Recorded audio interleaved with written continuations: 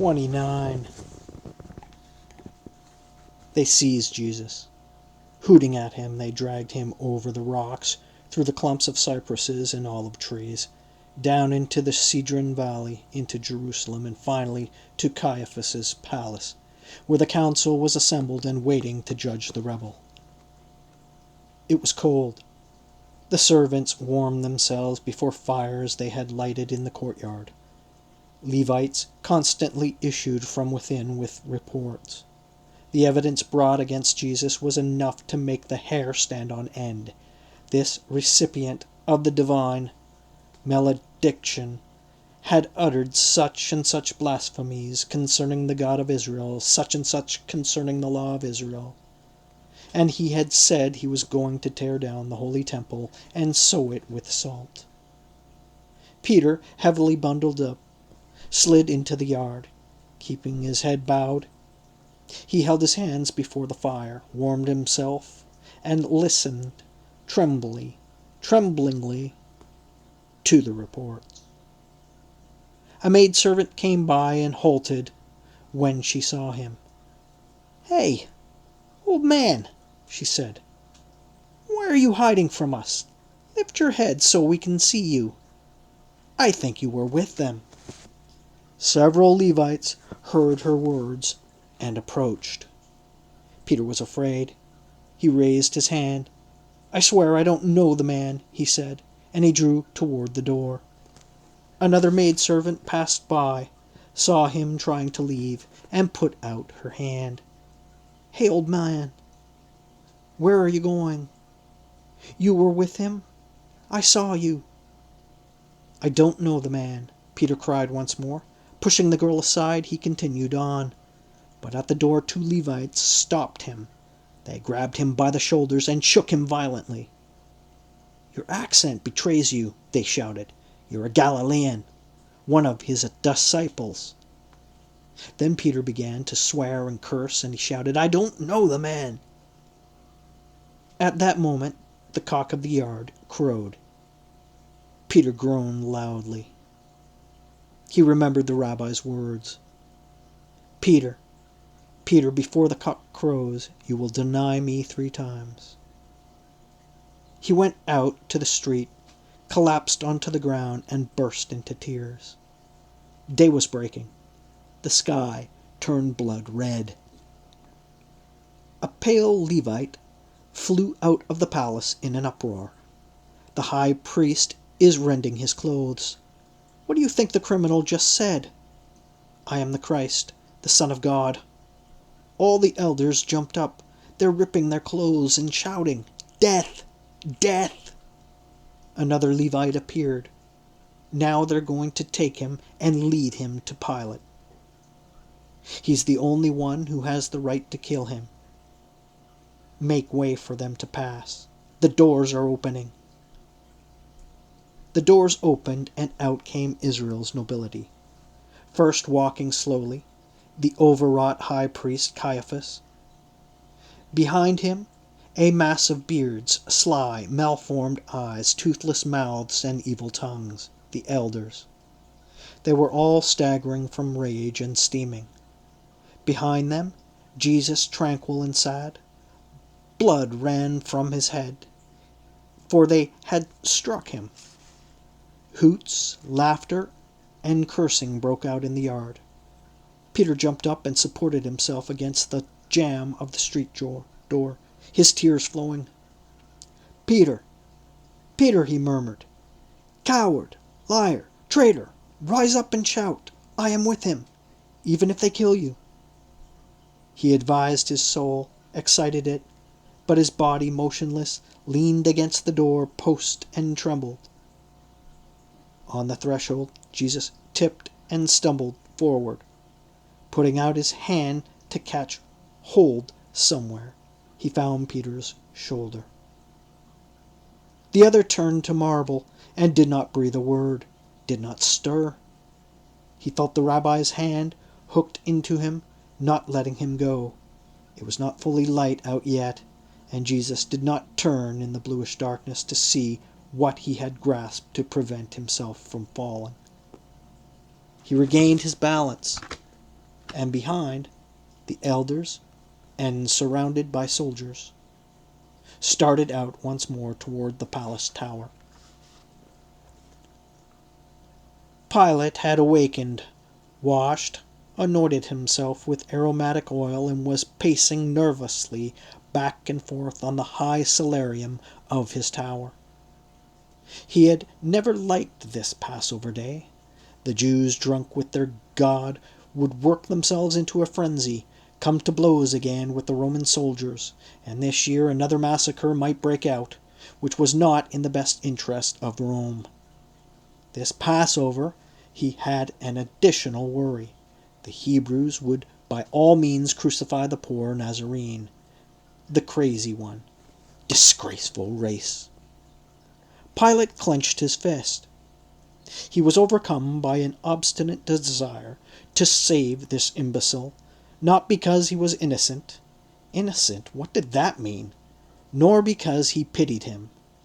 Alas, if at this point he began to pity the Jews, but in order to enrage the disgraceful Hebrew rage. Pilate heard a great tumult beneath the tower windows. He leaned out and saw that his yard had filled with Jewry. He could also see the maniacal multitude which filled the porches and tiers of the temple to overflowing, armed with staves and slings, and the crowd shoved, kicked, and hooted Jesus, whom the Roman soldiers were guarding and pushing toward the immense tower door. Pilate went inside and sat down on his coarsely sculptured throne. The door opened. The two colossal Negroes pushed Jesus in. His clothes were in tatters and his face covered with blood, but he held his head high, and in his eyes gleamed a light calm and far removed from men. Pilate smiled. "Once more I see you before me, Jesus of Nazareth, King of the Jews. It seems they want to kill you." Jesus gazed through the window at the sky. His mind and body had already departed. He did not speak. Pilate became angry. "Forget the sky," he yelled. "You better look at me.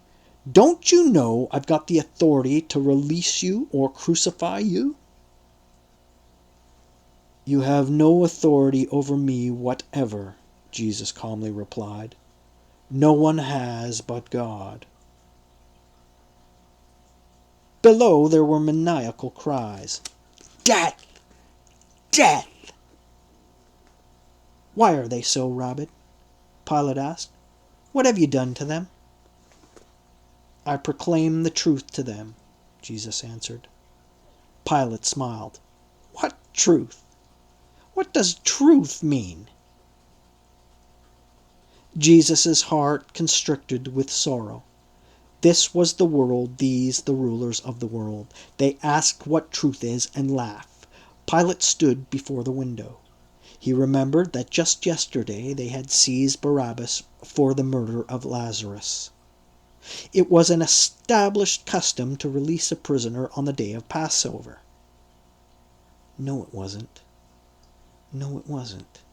Anyway, "Whom do you want me to release to you?" he shouted. "Jesus, the King of the Jews, or Barabbas, the bandit?" "Barabbas! Barabbas!" howled the people. Pilate called the guards and pointed to Jesus. "Scourge him," he ordered. "Place a crown of thorns on his head, wrap him in a scarlet cloth, and give him a long reed to hold as a scepter. He is a king. Dress him like a king." He had devised to present him to the people in the pitiful state, hoping they would feel sorry for him. The guards seized him, bound him to a column, and began to thrash him and spit on him. They plaited him a crown of thorns and thrust it onto his head. The blood spurted from his forehead and temples. They threw a scarlet cloth over his back, passed a long reed through his fingers, then brought him back to Pilate. When the Romans saw him, he could not keep from laughing. "Welcome to his majesty," he said. "Come, let me show you to your subjects." He took him by the hand, and they went out into the terrace. "Behold the man!" he shouted. "Crucify him! Crucify him!" the people began to howl. Pilate ordered a basin and a pitcher of water brought him. He leaned over and washed his hands in front of the crowd. "I wash and rinse my hands," he said. "It is not I who spill his blood. I am innocent. May the sin fall on you." "His blood be on our heads and on the heads of our children," the people bellowed. Oh, really? Did they all bellow at once? Like a Greek tragedy? Leave it to a fucking Greek to write that. Anyway, "Take him," Pilate said, "and don't bother me any more." They seized him, loaded the cross on his back, spit at him, beat him, kicked him toward Golgotha. The cross was heavy.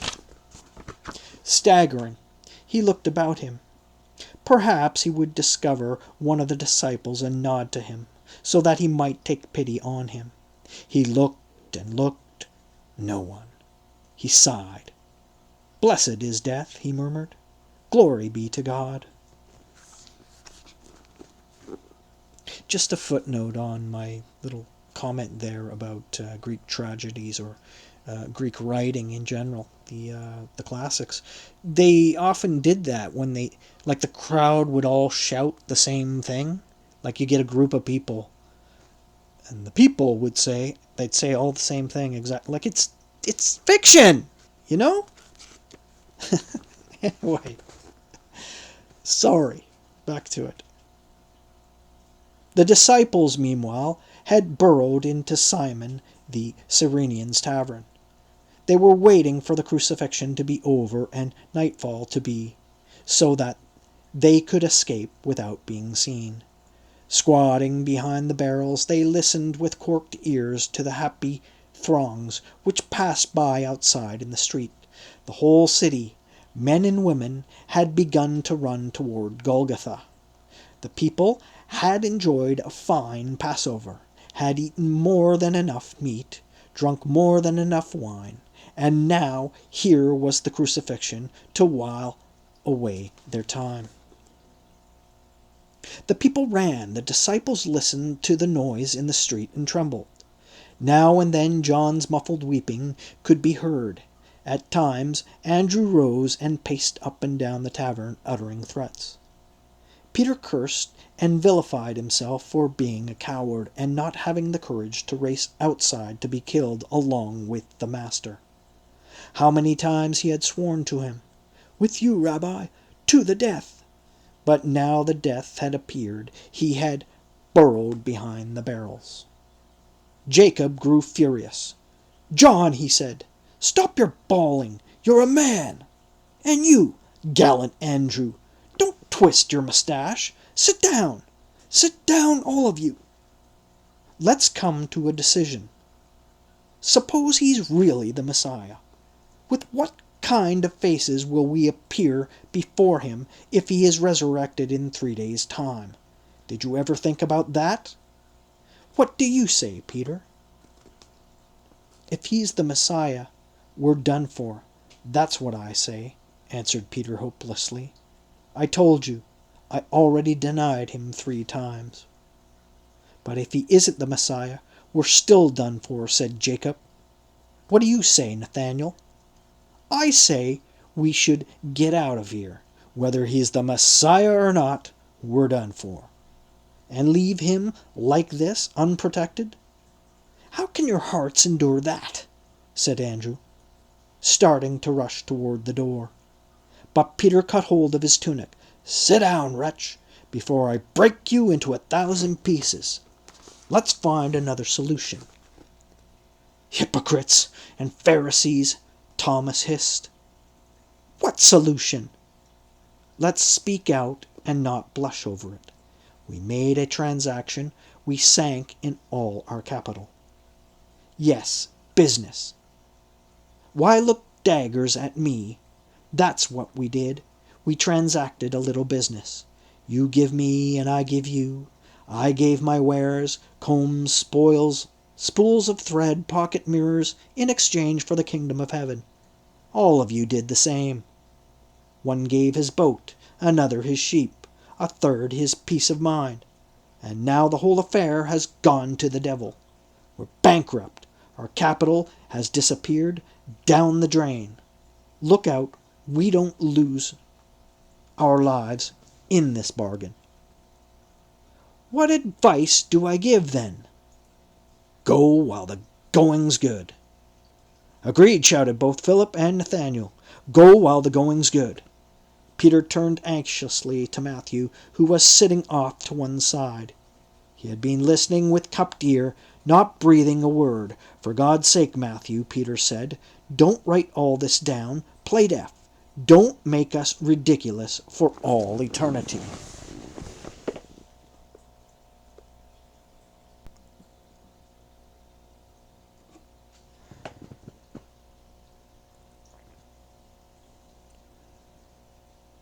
Don't worry. I know what I'm doing, Matthew answered. I see and hear a lot, but I select. A word, however, for your own good. Come to a noble decision, show how brave you are, so that I can write about it. And you, poor fellows, can be glorified. You are apostles, and that's no small matter. Just then, Simon, the Cyrenian, shoved open the tavern door and entered. His clothes were torn, his face and chest full of blood, his right eye swollen and running.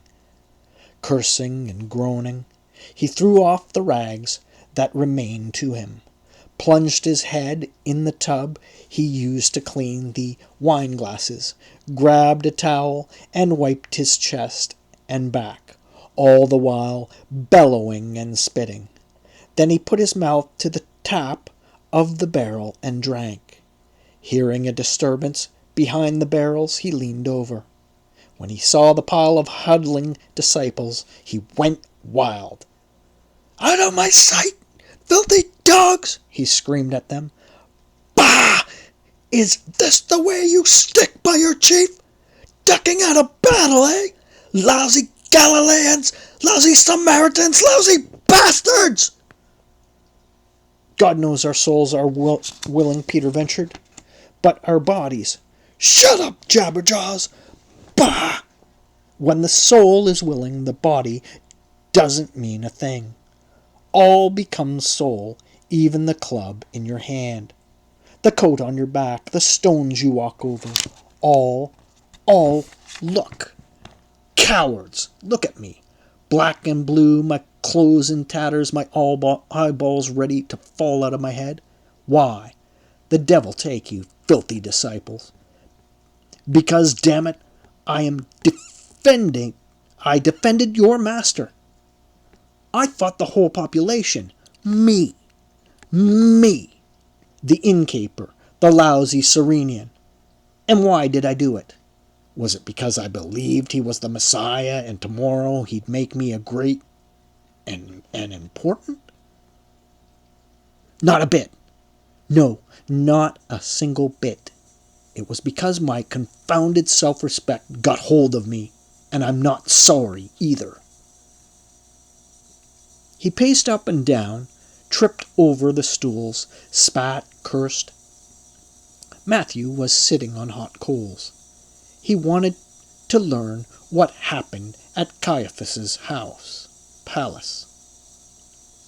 What at Pilate's, what the teacher said, what the people shouted, so that he could record it all in his book. "If you believe in God, Simon, my brother," he said, "quiet down and tell us what happened. How, when, and where, and if the teacher spoke." "He certainly did speak," Simon answered. "Damn you to hell, disciples, that's what he said." "Well, write." "Why are you looking at me? Grab your pen and write. Damn you to hell."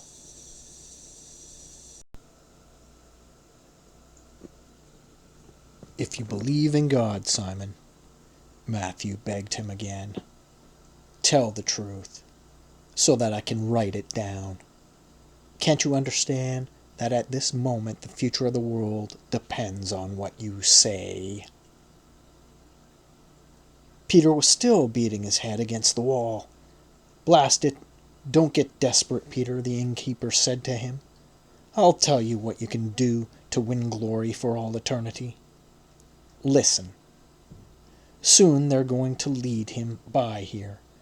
I already hear the noise. Get up. Open the door like a man.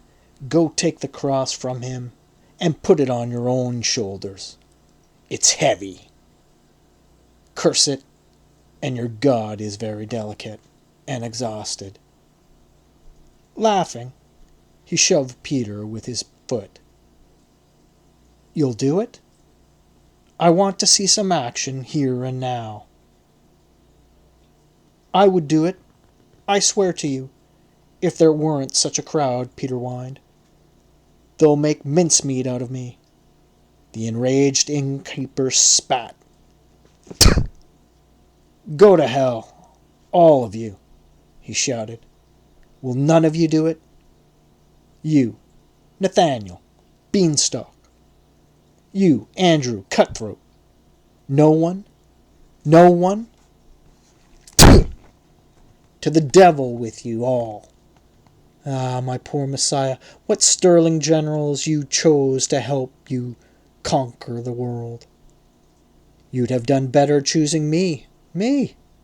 I may deserve to be hanged and have my head displayed on a stake, but I've got a little self-respect all the same. And when a fellow's got self-respect, it doesn't matter if he's a drunkard, a robber, or a liar. He's still a man. When you've got no self-respect, you might be an innocent dove, but you're not worth a miserable shoe patch. Spitting again, he opened the door and stood on the threshold, puffing. The streets had filled with people. Men and women were running, shouting, He's coming! The King of the Jews! It's coming! Boo! Boo! The disciples burrowed again behind the barrels. Simon whirled around. Bah! Don't you have any self-respect? You're not going out to see him, eh? Won't you even give the poor fellow the consolation of a glimpse of his disciples? All right, then. I'll go out. I'll wave to him. It's me. I'll say me, Simon the Cyrenian, present. With one bound, he was in the road. The multitude passed by, wave after wave, in front Roman cavalry, behind Jesus bearing the cross. Blood ran over him, and his clothes hung in tatters. He no longer had the strength to walk. His face pitched more and more forward. He continually stumbled, ready to fall. And they continually set him up straight again, and kicked him onward. In back ran the lame, the blind, the maimed, enraged because he had not healed them. They cursed him and struck him with their crutches and canes. He frequently looked around him. Would none of the beloved companions appear? What had happened to them? Outside the tavern he turned and saw the innkeeper waving his hand at him. His heart rejoiced.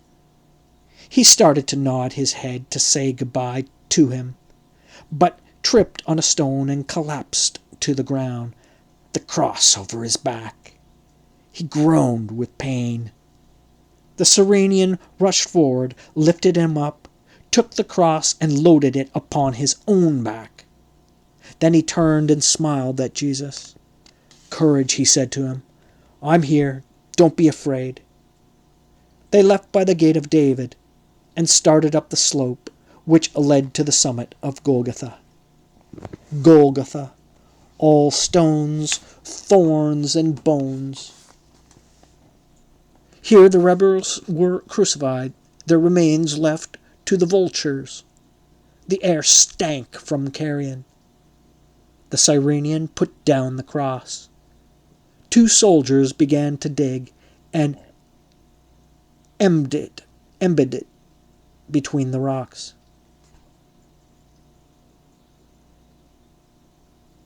Jesus sat down on the stone and waited. The sun hung high above them. The heavens were white, burning and closed. Not a flame, not an angel, not even a small sign that someone there above was watching the events below on the earth. And while he sat and waited, crumbling a small clod of earth between his fingers, he felt someone standing before him, looking at him. Raising his head calmly, without haste, he saw and recognized her.